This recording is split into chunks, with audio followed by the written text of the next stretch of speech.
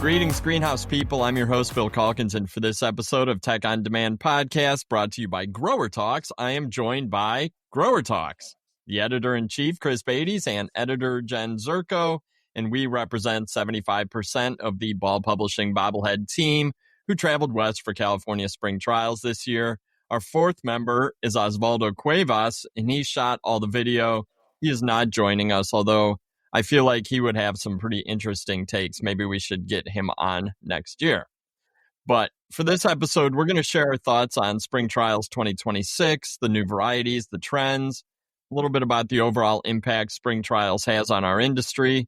And when we return from Spring Trials every year, it's like anytime we're on the phone, anytime we're talking to people in the industry, they always say, what did you see? What are the hot new varieties? What do you expect to be big sellers? Are there any breakthroughs? That kind of thing. And as editors, we really should have answers to these questions. So last year, it was my bright idea to record a podcast tackling such topics, and the response was really good. So we are going to do it again, and I'm very appreciative that Chris and Jen agreed to join me today. Thank you guys very much. We do have extremely busy schedules, Well, we do, but always, not too always busy willing for this. That's right. Always willing to help you, Bill. Excellent. So before we start, I got to do a disclaimer. I did it last year. I'm going to do it again. But in this episode, you are not going to get a stop-by-stop rundown of the trials, because for that, we have more than 25 videos, including a really great blooper reel, all conveniently organized into a YouTube playlist where Chris, Jen, and I are on camera presenting from every single company that exhibited.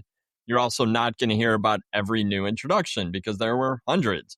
And we tried to cover just about all of them in our daily newsletter, Acres of Buzz. The video playlist and the 5 days of newsletters can be found in the links in the show notes for this podcast.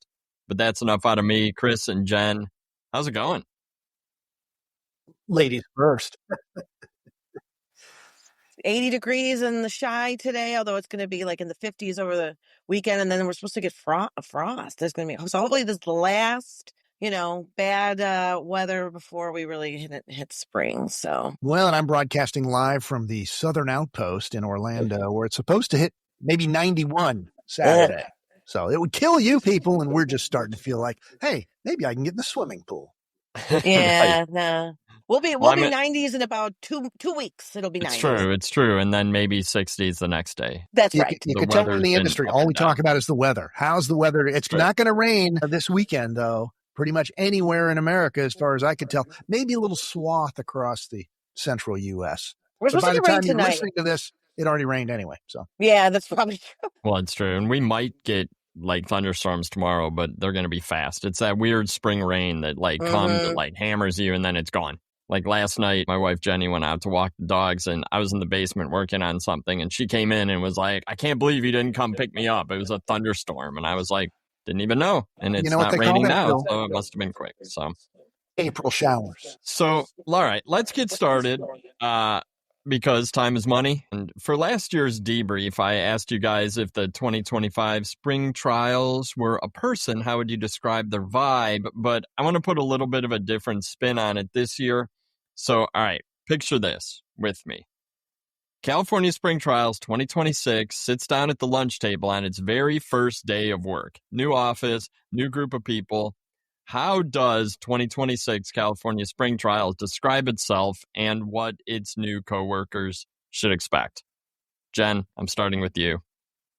Follow me on this weird path. So, so this is kind of how I thought of it. Like it's been in the industry a long time. So it says I've been in the industry a very long time, but I've experienced some evolution throughout the years.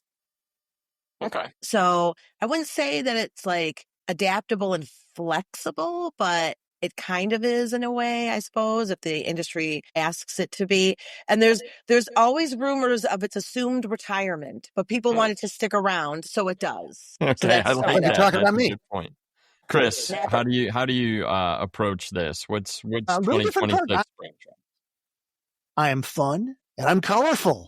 but I've got hidden depths. And if you only judge me by the surface, my Hawaiian shirts, my John Daly golf pants, my floral socks, you're going to miss all the knowledge and experience that I have to offer. That's good. That's good. Especially, first time attendees, you just get blown away by the color and the this and that. And you really don't see what the cast pack trials, as I call it, is all about. You have to go for years and years like we do, and you have to work to dig out all the depths, all the knowledge, all the experience that's there. Otherwise, you're just overwhelmed by the Hawaiian shirt that it is. And I guess I feel similarly. And I said, well, it's going to sit down and say, all right, I'm not the flashiest. I'm definitely not the flashiest person in the office, but I will do all the upfront work and preparation so that our chances of success on every project are really high. I'll be professional. I'm not going to miss a day. Because I feel like when I walk through spring trials and talk to the different people introducing plants, they just talk about, this is 5 years in development, 10 years in development. We've done all the trialing. All the glitches are hammered out of this. It's ready to go. It's here for a reason. And I think very rarely do you have like a huge bust or a huge flop or something that you see one year, it gets all the fanfare, and then the next year it's just gone. Like that happens, but never. And of the hundreds of varieties we see, that's only going to happen to a couple. So Zazzle, Bill. There's been some, but I would agree with that. Yeah. Kabloom, I think, is definitely one of those. Kind of went away pretty quick. But all right. So now that we've gotten to know that new guy. So you don't think it's flashy, though, huh? See, and here I'm thinking it's colorful and flashy and loud and crazy. No more so than our industry is in general. Like, I mean, we are a colorful industry. I guess I'm just like, there are very few plants in 2026 that were just mind-blowing. I mean, there are a few, and we're going to talk about them, but yeah, I guess by flashy, I don't mean colorful. I mean like truly revolutionary. True.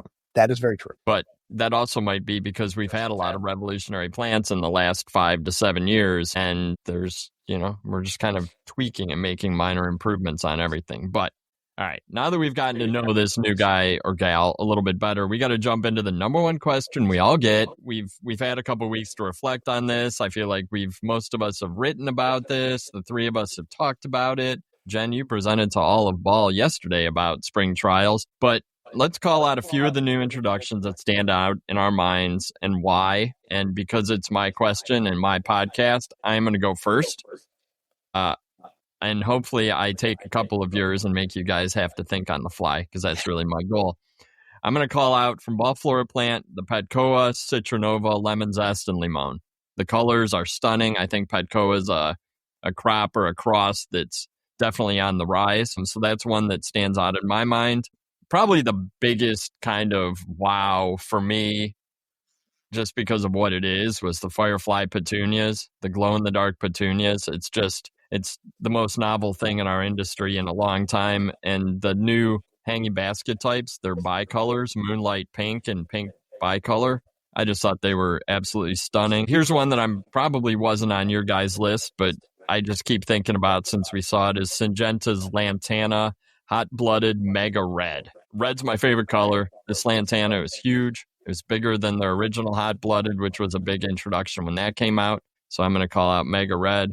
And then last but not least on my list was the Digitalis DeBella from Hem. And last year, I remember calling out the Hanabi Digitalis from Taki. So maybe I just like Digitalis. But at 4 colors, I just think it'll sell. It's a really cool plant. I wouldn't like it in my garden. And so those are the 4. I could keep going, but I should let one of you guys go next. Good question, Bill. Petcoa or Pechoa? Petcoa. Not Pechoa? I believe I heard you call somebody it whatever you want, from the originator of the Caliber-Coa Petunia cross call it Pechoa. But he wasn't the breeder, so no. Oh, they name stuff after their nieces and nephews and stuff. Yeah, well. Citronella. We don't call it a Calibrachoa. That's what I said. Yeah, I do now. No, you do not. Not so around started me. Calling it Calibrachoa. Not around me. The only thing about Citronova, the display was more colorful than the varieties because they only had two colors, kind of a white and a yellow. And the competitor out there, not even the competitor, the leader in the class has about 30 or 40 colors. No, it's true. They got a long way to go. I want to see they had in the display, they had oranges, limes, and lemons. I want to see an orange one to go with the oranges that they had.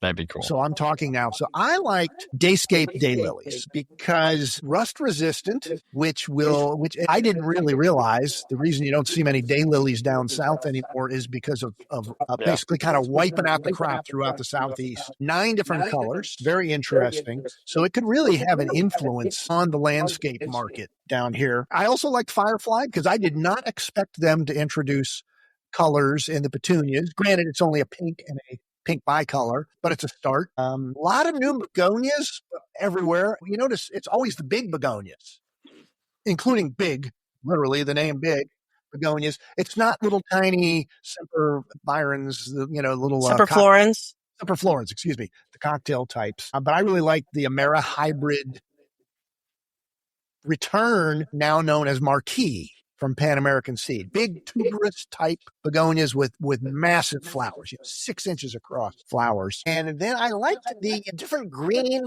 petunias that we saw. Green ruffly petunias. We saw Frogger White from Westoff, which was like a green and white. Sweet Tunia Violet Vortex. Remember that one from Duman that was purple and green? Mm-hmm. And then all the Amazonas from Danziger. I think they have 4 of them now. They introduced one last year. Now they got 4 different shades of like pinks and purples combined with green. Right? Very striking, very much end cap kind of petunias. Those are the things that stuck out in my mind. Did I steal any of yours, Jenzy? You did. I think it's cool that you grouped those greeny, ruffly petunias because I hadn't thought to do that, but I've got most of them on my list of plants to discuss or the ones that I've talked to people about, but it never clicked in my head that that's kind of a group or a category. Seems to be now. They used to be just kind of one-offs, but right. And you got to give Frogger the name recognition award right there. Phenomenal. You did steal one of mine, the Marquis begonia. I love those tuberous types begonias. So I won't talk about that one since you already did.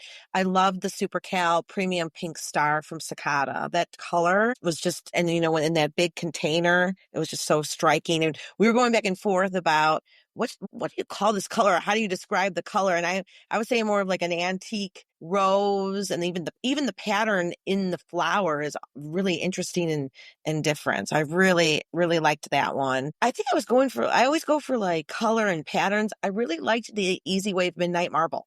That's cool. I thought that was kind of cool. And I like that they said that it was consistently inconsistent. Yeah. They aren't trying to go for the exact pattern every single time. And, they went into it telling the growers, like, it's going to be kind of different every single time. If you have a bench of them, they're all going to look different. And I kind of like that. And I think that's kind of gutsy of Pan Am. Oh, yeah. Wave is such a consistent series. Like they don't take chances with Wave in the breeding. I'm sure there's been a million different Wave colors that have never come to market because they weren't just rock solid. But I think it's cool that they found that right habit in a unique pattern like that. Well, and I think it goes to show how long that Wave has been around, how trusted I think it is that they can take some risks. That's kind of how I feel. That's a good point. The other two, I love the Dahlia Majori Fun Elmo from Beacon Camp. I know it's so silly, but it was so big and so fun, and it did look as big as Elmo's head. And I follow Elmo on Threads, so we're friends. So I know. But I just thought that was really interesting. To me, that's something that would stop you in your tracks if you walked past it in a garden center. And then I'll just throw out here, I thought it was kind of cute, that Louisia Sunset Glow from PP&L. They're so cute. I would totally have that on my table if my cat didn't eat every plant I ever owned. I would have it on my very high shelf. I thought that was really cute. You could have it, on a table on your patio outside. You could have it inside. I love the color. It was just really striking. But here's the problem I see with just the way we had to answer that question, with very few exceptions, is we weren't able to call out very many new series. We're calling out individual colors within existing series. And it's harder to, make a killing as a retailer or a grower with those kind of things. What you really want to see is whole new series, and not just Me Too series, because I'm sure there are plenty of new series out there, but they just didn't catch our attention because it's like, we've seen that before. And, it's one of the things I guess I liked about Dayscape Daylily, because it is a whole new class I didn't mention who it was from, Darwin perennials. Yeah. It's a whole new class for them, and it's a whole collection, 9 colors. In fact, I've been told there's something like 18 colors from the breeder. But we didn't see that many new series and significant series introduced this year. It could be a quiet year. Next year, they might kill it. That's true. Well, and we could take for our magazine coverage, we could do a little section on what new series were released, like break out the series. Yeah, we always do that. Yeah, I think that'd be good. You just forgot that. I'm sure you read our coverage, Bill. I do. Cover to cover. Help write it too. That's right. Well, there are so many new varieties, but for the next question, I want to redirect a little bit because the three of us have covered the trials or been involved for at least, I think, a combined 50 years, probably more. And it seems 75, 76 years. That's crazy. That is absolutely insane. And so I feel like it's kind of like a grower meeting with distribution reps, looking at all these new variety catalogs every year and trying to get excited because, it can seem like the same thing year after year. Sometimes you get a little bit jaded, but there's always new things to add to the mix. And so why do we keep going back every year? And I know part of the reason we do it is because our coverage is sponsored, and so there's money to be made.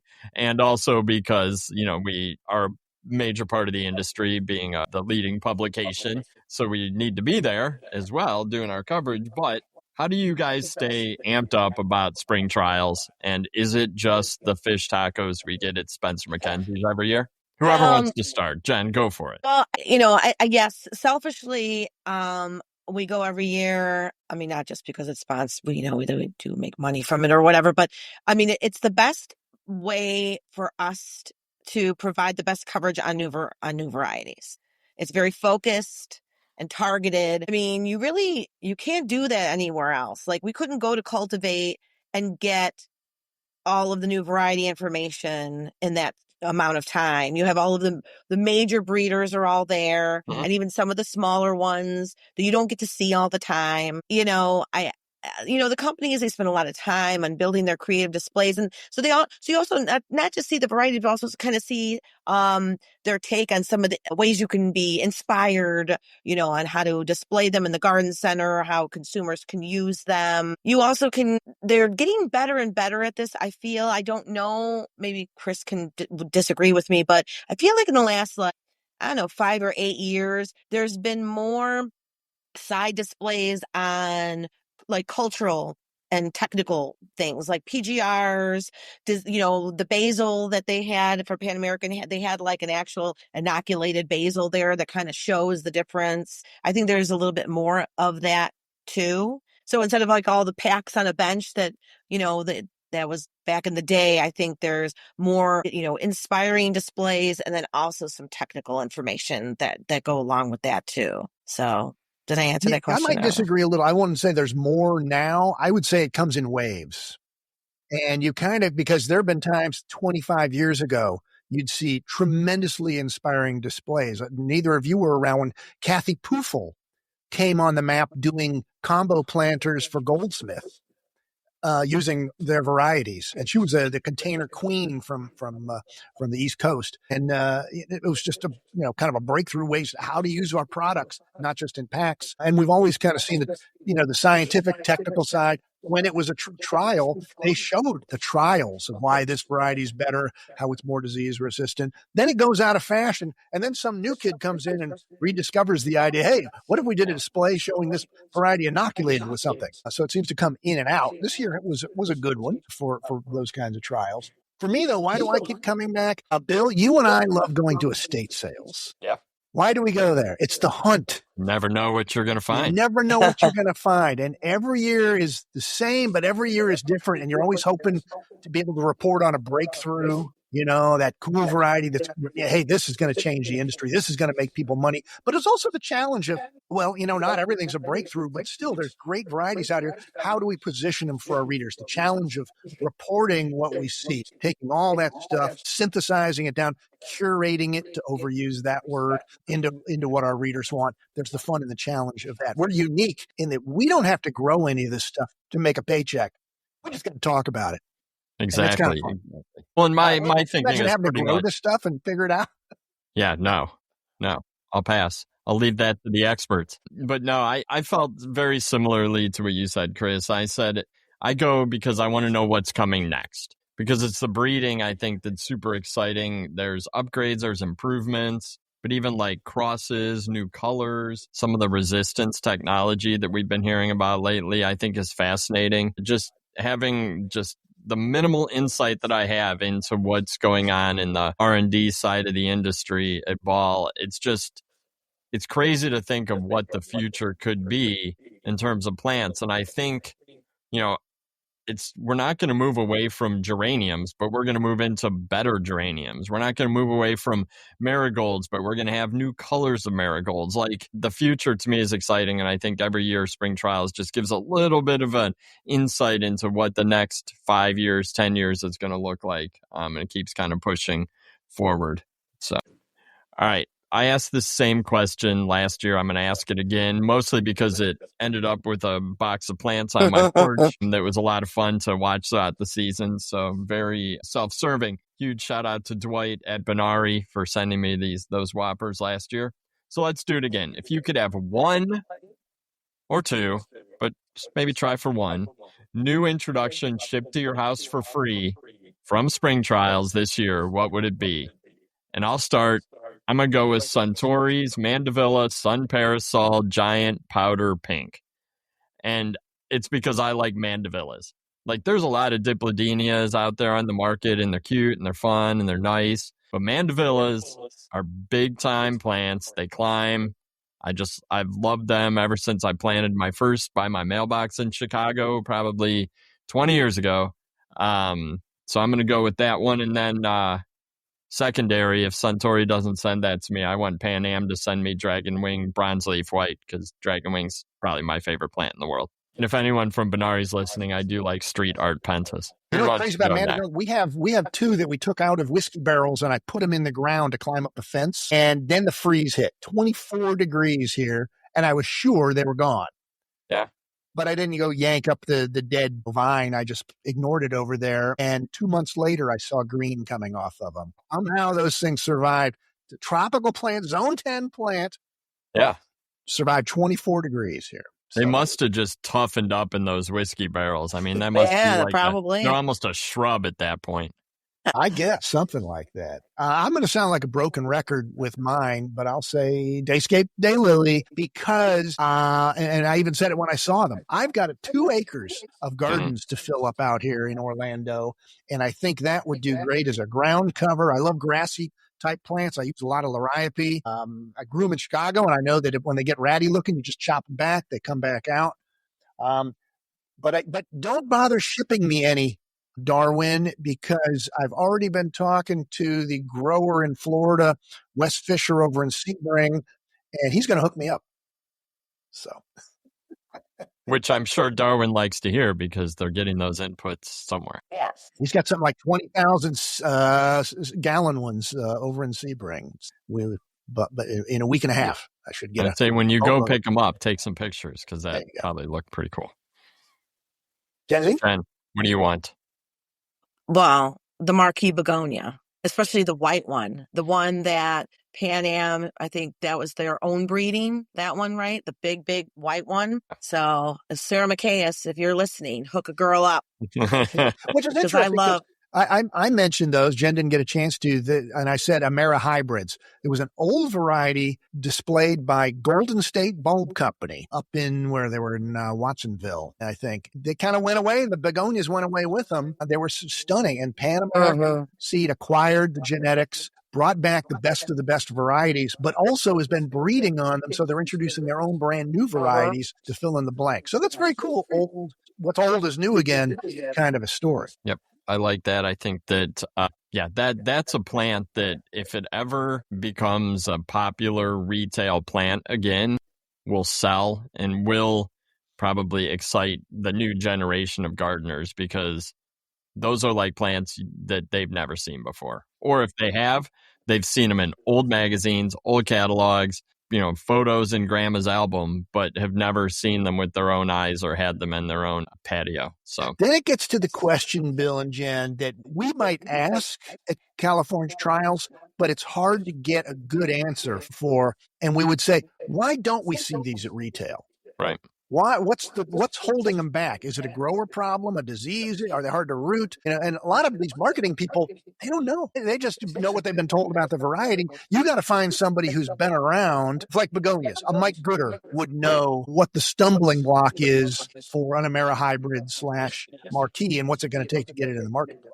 And sometimes you get a little bit of that when the person introducing the plant talks about why what solution it is or what problem it's solving. And maybe it's you couldn't ship them, right? I can't imagine shipping those begonias in a hanging basket to a garden center or, to a big box store, especially. I mean, you can't load up a truck with those on racks, but maybe they'd be much easier if you were growing them out back and bringing them up to your own retail. But in that case, only 1 out of every 100 garden centers is going to grow them, which could be 1 out of every 30 cities across America, right? So your chance, my chance of finding them is low, even though I got a bunch of garden centers here in Cleveland, but yet they're out there. So it's it's hard for us to see them in our area, but someone, if you did a poll of America, people would be like, oh yeah, I've seen those, but they're just so spread out at independent garden centers versus if you can get them into a program for every Lowe's store east of the Mississippi, then you got a much better chance of finding them. So it's a whole other podcast would be, here's what was shown that's brand new at Cast. How many of these are actually going to get into the marketplace? What does it take to get into the marketplace? A whole other topic. And again, we're kind of not privy to a lot of those relationship things, between the brokers and the breeders. Yeah. And if 10,000 of them sell, imagine spreading 10,000 across all of the garden centers in North America. You probably won't find it, even though it's a good seller as an input. All right. We collected more than 50,000 views on our photos that we put on social media, Facebook and Instagram during spring trials. And those are literally just photos I took on my phone. Those were not even great photos. 50,000 views. People love flower photos. So some of the top clicks are bloom patterns, big flowers, variegated foliage, anything that looks cool close up on a flower gets clicks. So Jen and Chris, from what we saw this year at Spring Trials, what do you think is going to get the most clicks on social? Jen, I'm starting with you. So I'm assuming you meant specific variety because you talked about, okay. Yeah. I really thought it would be an Easy Wave Midnight Marble because it's a wave petunia. I think it does have name recognition out there, even if you're not a hardcore gardener. And it's a unique type for wave. And I think people, like you said, are attracted to unique patterns and they'll look at that and be like, oh, that's kind of cool. And people seem to like purple. So it's a popular color. So that's what I think. I think the Midnight Marble, probably. Chris, what do you think? Social clicks. What'd you say to me? I say, what do you think? Oh, what do I think? I got a list. Danziger, Petunia, Capella, inked. Looks like a tattoo. It's got these cool black veins. If you do a close-up of that bloom, it's going to get clicks. People are going to think it's awesome. I guarantee it. I forgot about that one, yeah. Westhoff's Petunia Disco Ball Black. So that's the speckled black petunia. And then, Chris, you already called out Frogger earlier. I think that one would get clicks. I think that Selecta's Osteo 4D Orange. So the giant blooms, it's got that kind of a daisy shape. Osteos always get clicks because it is a traditional flower shape, and I think the orange is really nice. Beacon Camp's Dahlias, the chocolate series, the labellas. Dark foliage with bright blooms always get clicks. Along the same lines, Duman's Iconia Valencia Pink. I think that's one. And that one I think I put up on Instagram, and that got a lot of clicks already. And then lastly, I'll just call out the Super Scent program from Plant Haven. Little hens and chicks in little packages. They're cute. They're cool looking. They're cool shapes, and they've got a lot of retail buy.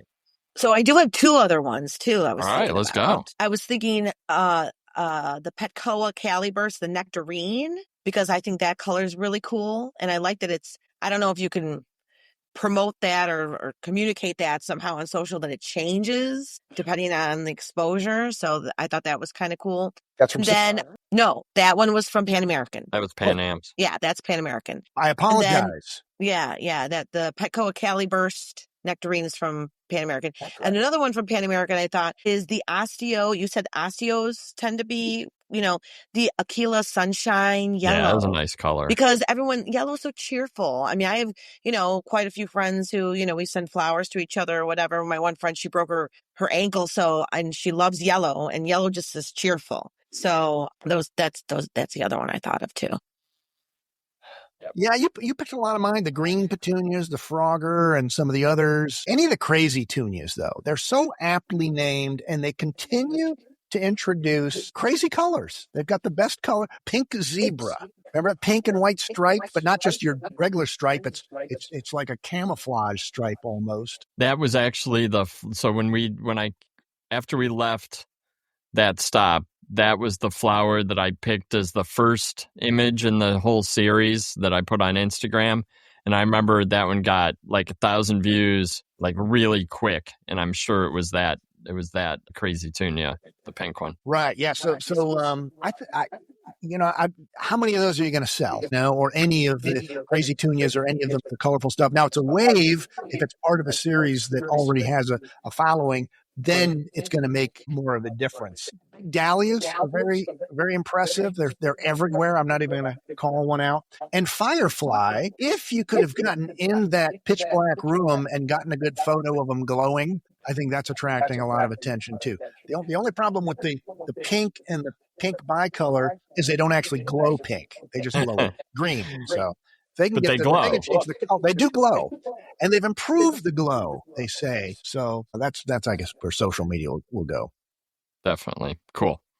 All right. One of the questions that I was trying to ask a little bit this year I think that the presenters actually did a good job of answering this question before I could ask it. But what does the plant do? And what problem does it solve? And we talked about that a little bit already, but I was thinking of this question a little bit differently, because we know that a lot of plants are more than pretty, and functionality, I would say, in the last few years has become a talking point with a lot of new introductions. Can you think of any new intros from 2026 that are multitasking or serve a role in the garden or landscape beyond decoration? I'll just call out a couple. I actually didn't hear a lot of that messaging this year. Maybe you guys did, but Chris, you already mentioned the rust resistance for the daylily. I think that was big. Syngenta had a lavender called Scent Mini that had extremely high oil content, which means it was very, very fragrant. They put a number on it. I forget what it was X% more fragrant than other lavenders of that type. Darwin had a Spanish lavender series called Butterfly Garden. Obviously, that was a pollinator message. Pan American introduced a pink in Beacon, which I don't think I realized that there wasn't a good solid pink in Beacon yet, but they said, no, that's like a core color. Now they've got a good pink. Obviously, that is a disease-resistant series. Pan Am had the Monteverde, the disease-resistant basil,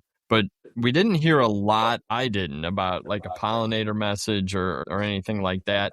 I will say, here's the biggest one could be, and this is a huge if, is the begonia Wookie from Benari. If that truly is deer resistant in any way, shape, or form, they think it might be, that's going to be game changing in terms of a big landscape plant that deer don't eat. But I'll believe that when I see it. And the folks at Benari said the same thing.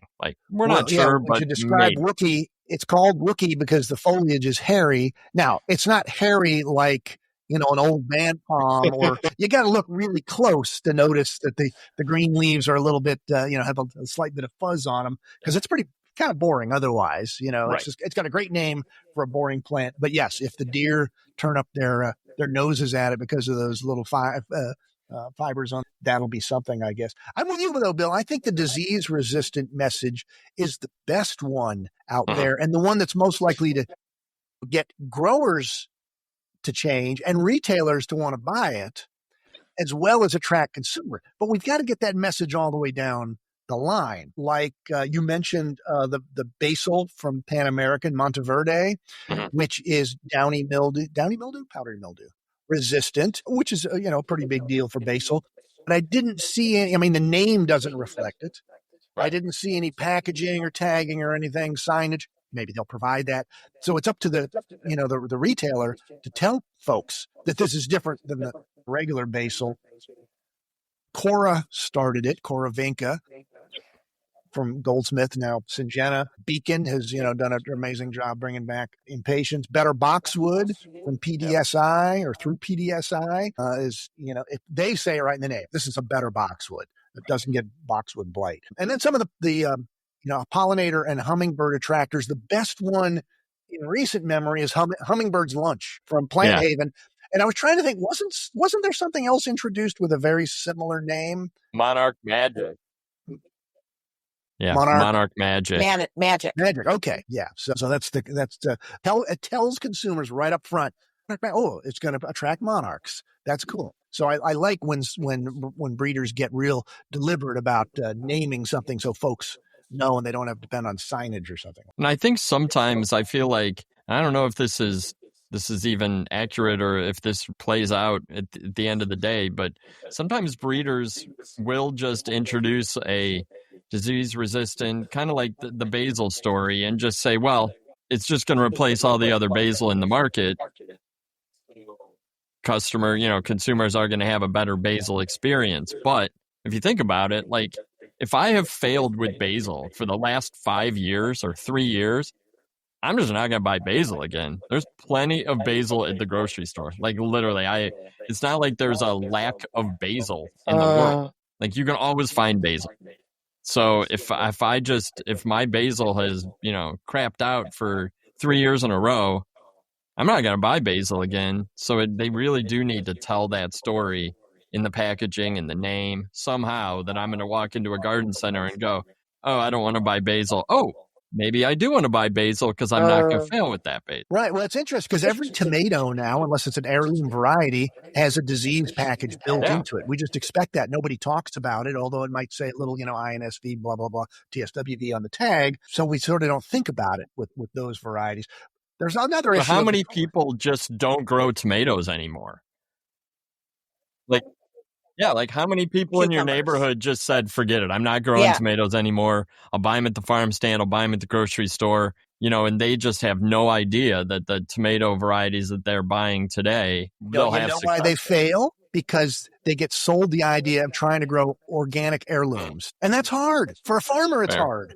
Fair. Instead of buying a nice early girl or a better boy or a sweet 100, Sweet 100 on themselves.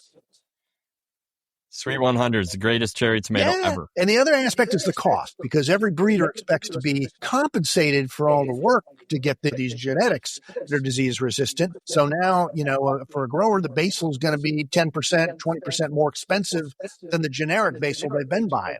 They've got to be convinced it's worth it. And then they've got to convince the retailer it's worth it to pay more, et cetera, et cetera, et cetera, down the line. So there's the other challenge. It's got to taste as good as the original, as the OG that got the disease taste. Is what Pan American says their whole Monteverde line is going to do. And this first one they've introduced is a Genovese type. All Genovese. They're going to do a Thai, and I'm not sure what other basils are out there. How about you, Jenzy? Oh, I'm going back to Dayscape, Chris, not just because of the rust resistant. For me is the multiple colors. Because I don't want to talk bad about Stella. We love her. And she has been in there for us. And Hellscape, medians on the highway. Around the block. Yeah, she's been around the block. She's been in all the commercial landscapes. But I've tried to branch out because I like daylilies. A lot of people don't like them. I like them. And I try to grow different colors. You get one bloom and then maybe it doesn't survive the next year, doesn't survive the winter. I'm really excited about the multiple colors and the continuous blooming of the daylilies. And I think that I don't think the consumers get offered that as much. I mean, you see other daylilies, but I think with the rust resistance and the day length neutral, like all of the benefits on the grower side, I think it'll trickle down to the consumer too. And you know who we haven't talked to though? I have not talked to a daylily expert, a true daylily expert to find out. There are a lot. What are there we are missing? daylily experts You out know, there. we know the story we got told.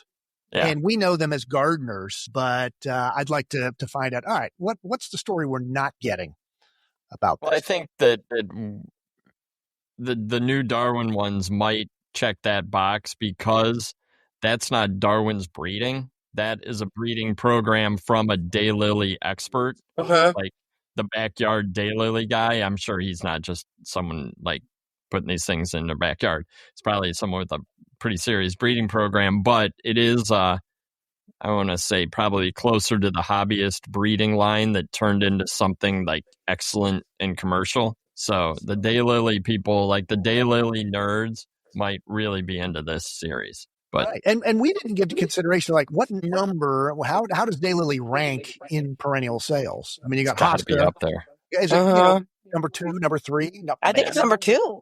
It's got to be in top 5. When you've got a breakthrough in the number 2 or 3 class, and it's the first effort from a breeding company, even if they didn't breed it, but they've now marketing it, makes it that much more significant, I think. Yeah, I think so too.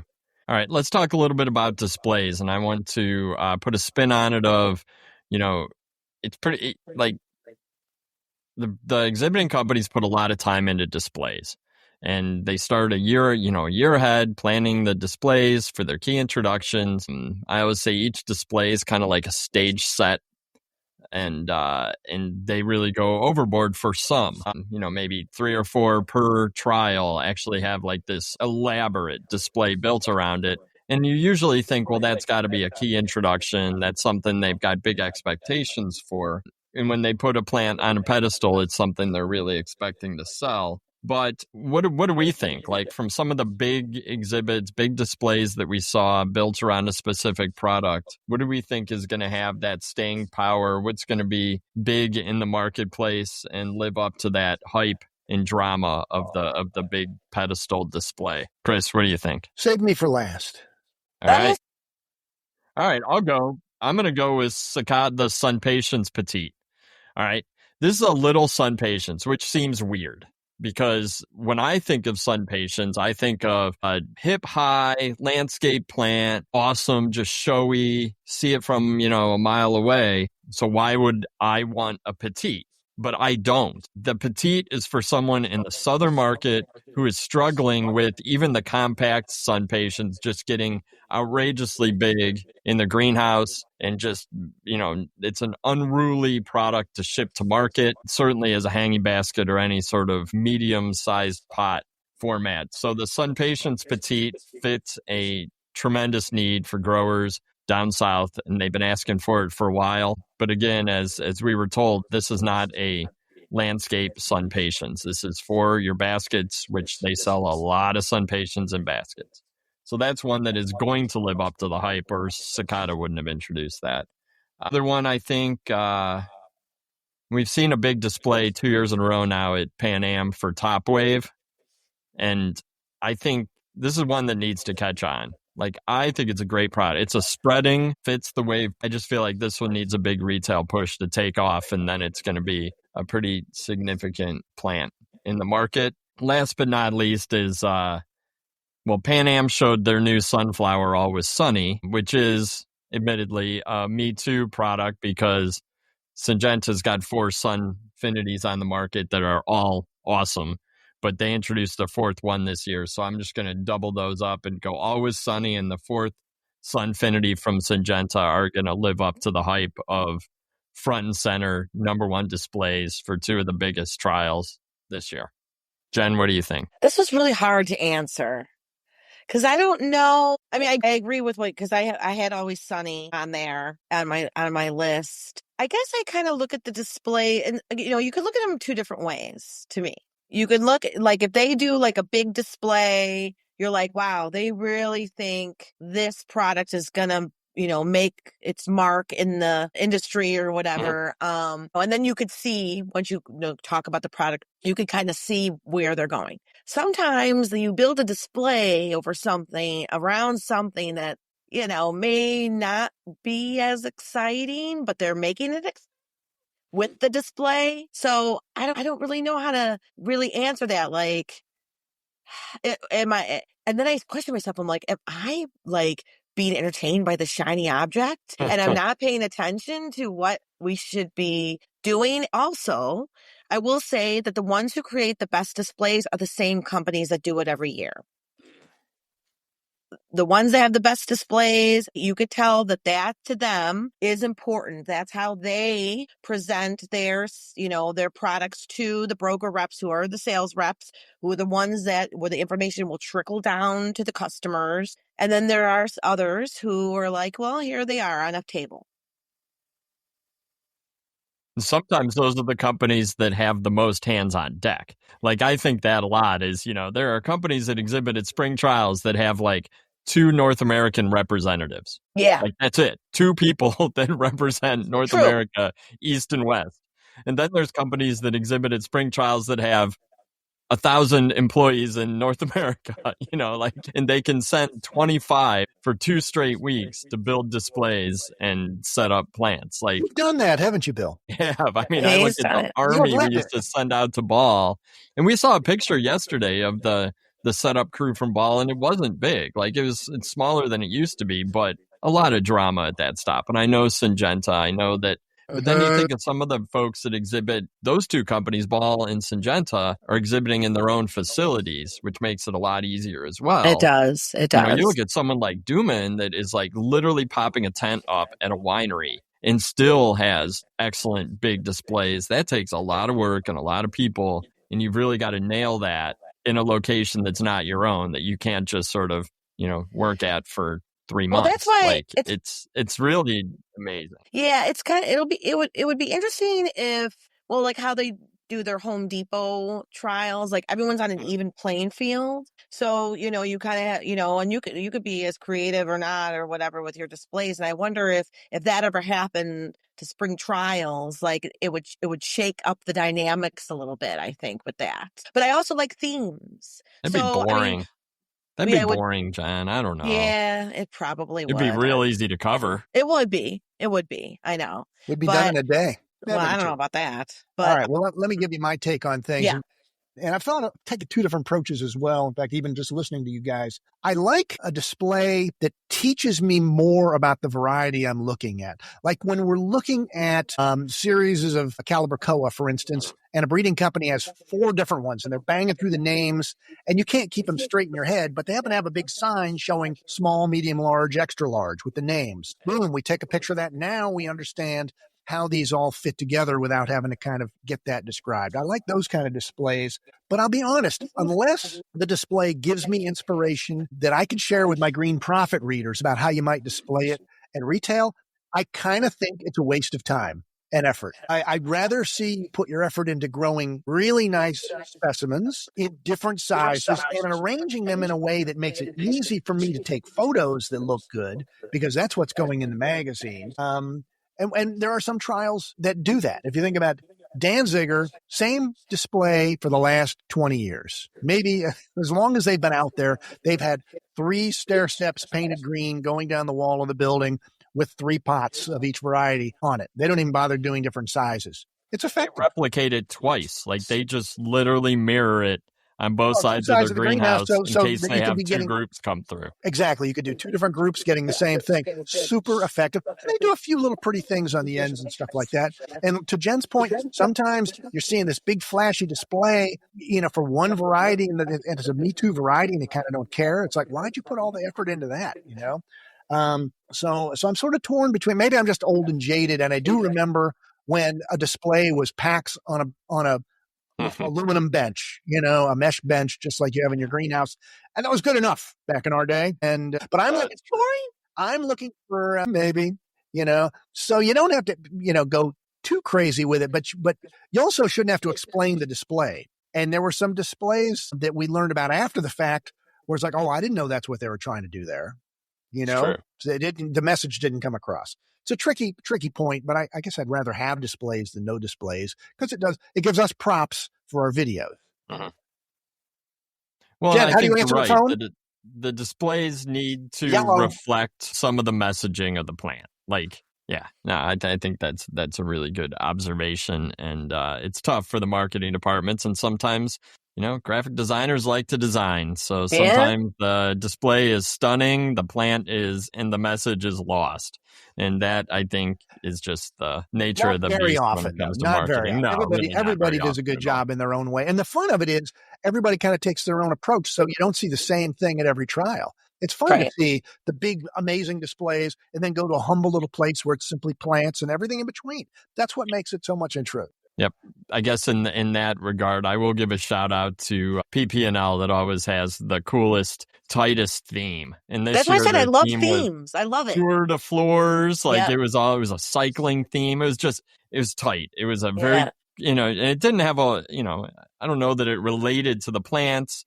I'm sure it did in some way. Maybe that was lost on me. But the overarching theme was really cool. And they all get on board with it. And the displays and even what they're wearing and everything is very on point. So Syngenta does that too. I mean, it's true. They do it too. Yeah. I like how they do it. Agreed. All right. How about oddballs? As we wrap it up here, any oddball intros that made you think what the heck is that, or something that really surprised you? And I'll just go first. I thought the leafy cyclamen from Morel was an oddball. It's weird varieties of cyclamen. They called them botanical varieties. Oh, the perennial cyclamen. Yeah. Landscape cyclamen. They were cool, but they were very weird. If you had literally said that in front of me and said, "What is this?" I would say, "I have no idea." It did not look like cyclamen. I thought that the sedum from Seed from Pan Am, I mean, it's a sedum. I like sedum. It's a plant that I have in my yard. I does very well here, but I thought having it from Seed was cool. And then we've mentioned it a few times, the Frogger from Westhoff. It's just a weird looking plant to me. It was a petunia, but it was just an odd duck or an odd frog. All right, you get things like the Monardella. Monarch from Green Fuse, which when you look at it, you can't appreciate it. Beautiful flowers, red, you can tell it's going to attract some things, going to maybe monarchs because that's what it's called. But you look at it and you think, this is going to look terrible on a retail bench. But if somebody knows what they're doing with it in a median in San Diego in the desert, it'll probably be spectacular. Growing between some rocks or something, and maybe up in Utah. I don't know. Yeah. Get those, because personally, I'm not as familiar with perennials as I am annuals, and I don't think I've ever had a Juga in my garden. So when we saw a Juga Feathery Friends from Kienzler, you first saw it, and it's we don't even know what this plant is. It had so many flowers, and the foliage was arranged around it, almost like it was a combination planter of two different things: a low green, spreading plant with a flowering plant in the middle of it. So that looked like an ajuga. When I think of ajuga, I think of a much bigger leaf, dark colored, almost like a cabbagey looking thing. Yeah, I had to go online to, just call up images of ajuga to see, okay, is this kind of characteristic of how they look like, or is this truly unique? And it seemed to have a lot better habit there.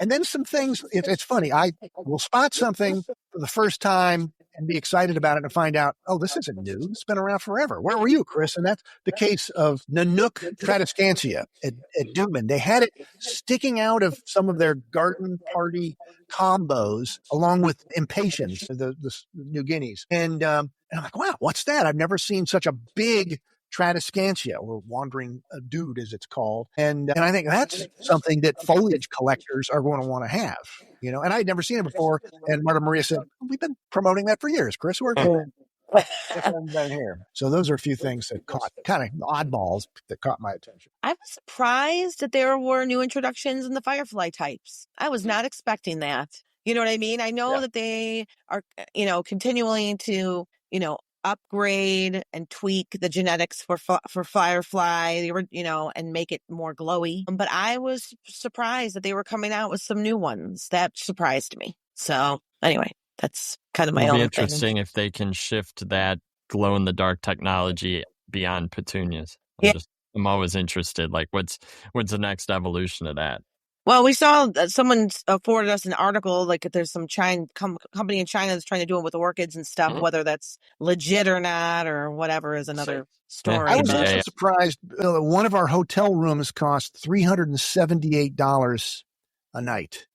It's getting more expensive to attend California spring trial. It is. The $68 at the Forest Park Inn we used to spend. That's where the pack trials are. Go there, get your $68 room, and find the pack trials. I remember the Black Bear Diner for breakfast, too. With the Goldsmiths. There you go.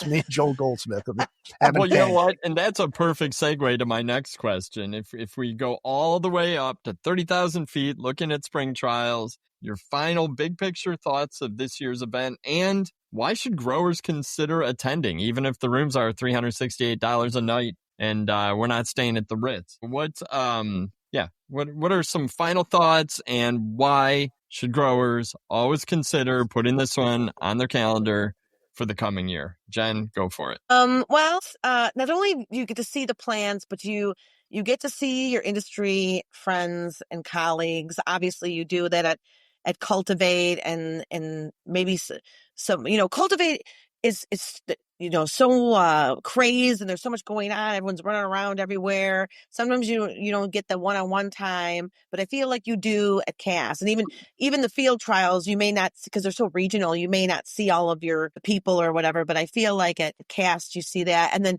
yes, Chris is 100% right. California can be pricey, but it is lovely. It is a lovely state to drive through. That's our 644 miles that we drove.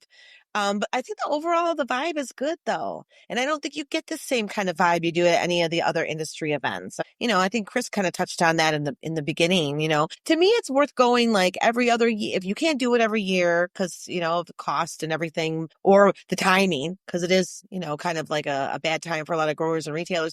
If you plan ahead, I think that you could try to swing it like every other year or every 2 years. But I mean, obviously our coverage is fabulous, and, you feel like you're there when you read our stuff and watch our videos, but it is worth going. And Chris has talked about in the past, like, you could do it in 2 or 3 days if you just want to hit these two. Maybe this year you could just hit these ones, and this year you hit these ones. There's ways to swing it, but you should go. Everyone should experience it. All right, my name was invoked there, so I'm gonna talk a little bit. And you're right, Jen. Our coverage, we feel like our coverage is as good as we can possibly do. But you know what?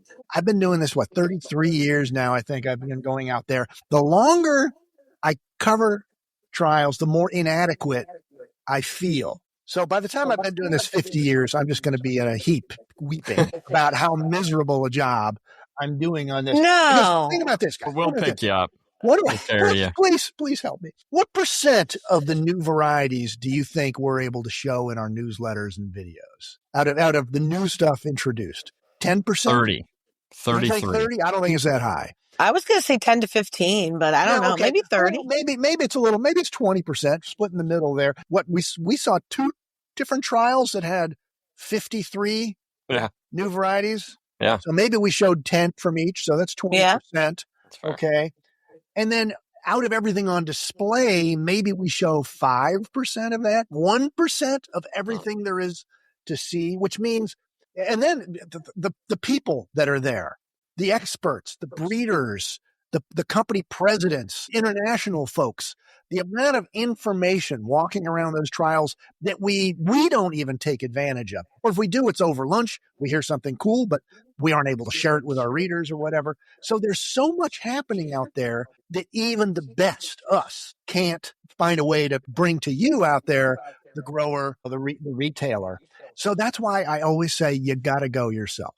Yeah. You've got, because it's just so much we can't show you. We'll show you the coolest of the cool new stuff and a little bit more in some of the gossip, but the other 99%, you got to get out there and find yourself. And I'll say that if you think about the time that you would spend just deep diving into new varieties on a trip to California spring trials compared to the amount of time that you spend looking at new varieties at your desk in your greenhouse, that's a fraction of what you'd get out in California. It's time to change up product mixes. It really is. Consumers are changing. You have different shoppers going into garden centers right now than we've ever had before. You have huge amounts of millennials with a ton of money going in and shopping at garden centers. Yet a lot of times we're rolling out the same product mix that you saw 10, 15 years ago. It is time to change the product mix. It's time to change your approaches. And one of the great ways I think to do that is to get out, immerse yourself in that spring trials experience, learning from the people out there, just thinking about the way that products are displayed, thinking about some of these wild new varieties and how they might fit right into your product mix. And I think California Spring Trials is your best opportunity to do that. Yeah, bring a key new young staffer to inspire him or her and generate some new ideas. Or heck, send them out and you stay back home. If you're old and jaded, let the young kids take over. That's what we still go. Doing. We're old and jaded. We still go. Oh, I was about to say that's why Chris brings us. I was thinking we were the young kids. A combination, but I tell you what, the 18 hours a day with you guys, 24 hours a day with Bill, and we love each other even more at the end of it. And it's a team building experience. There's so much information to be had that it's a shame that we get to see it and growers don't get to see it. It's true. It's true. But along those lines, I think watch some of our videos. I think we really, not to pat ourselves on the back, but we try really hard to make videos that help the viewers feel like they're there. We talk about what's going on in the overall trial atmosphere. We talk about the individual plants. We talk about the people that we've talked to and try to bring all that together in a 5, 7, 10, up to 20-minute video that really does cover a lot of the vibe of spring trials. Well, they're 100% serious. We don't mess around. No joking. Around. It's pure information. Yes. Atakas. Atakas to you, Bill. You got to watch our cicada video to understand that one. Well, that's what I was saying. Your last question, Bill. We were going to say like when we were talking about like any closing thoughts or whatever. But we had so much fun. I mean, and Chris is being facetious or whatever about us. We're very serious, but we have a lot of fun because we are together and it is team building. And it made me wonder, like, two things. Like, do we ever not have fun at Chaos? And two, do we ever not have fun everywhere we go? So it's true. Yeah. And there are a couple moments. I had a moment, but that's all right. Well, we did our deep breathing, Billum, and we were okay. We did. But yeah, I mean, and that's the thing too. I think, I don't know if it's just the way we're all wired, but the four of us are able to handle being around each other for 5, 6-ish days at a time, and then long days, and then long nights, and in the same hotel room with the writing and editing video in our sweatpants and stuff. It's just I don't know if a lot of people could have the intestinal fortitude to do it, but we do it. It's true. Intestinal fortitude to eat Vietnamese noodles from a very small shop in a sketch stuff. Barbecue was also interesting. Yeah. Or the stuffed fish, the mojarra that Osvaldo ate with the thing that had eyes. It had eyes. It did. It did. As he was peeling out whatever was in the cheek with his fingers. Along those lines, we got to wrap this up. It's been over an hour, but you guys, thank you so much for agreeing to recap Bill. Trials again. I know everyone's busy. We got magazines to put out. We got newsletters, but this was fun. Thank you guys so much. See you later, Bill. Anytime. Let's do it again next year. Yeah, I think we should. We should make our plans already. Maybe we can get that hotel cost down a little bit. Stay in Monterey. That was the problem. That's the lesson Inland would be back down under $200. I still think we should do this in an RV. I'm not cleaning out the toilet. Not it. All right. As we close, it strikes me that these are really the discussions that we have. Yes. Folks in the industry have all the time. But jumping on a podcast to kick around these ideas really felt natural. Hope it came across that way to the listeners. Feel free to reach out to any of us with comments, criticisms, agreements, your own perspective on spring trials. We are not greenhouse professionals. We just write about it and make videos and newsletters and podcasts. And you can find links to all that stuff in the show notes. So on behalf of Chris, Jen, Osvaldo, and the entire fun-loving, hardworking team at Ball Publishing, thanks for listening and take care out there.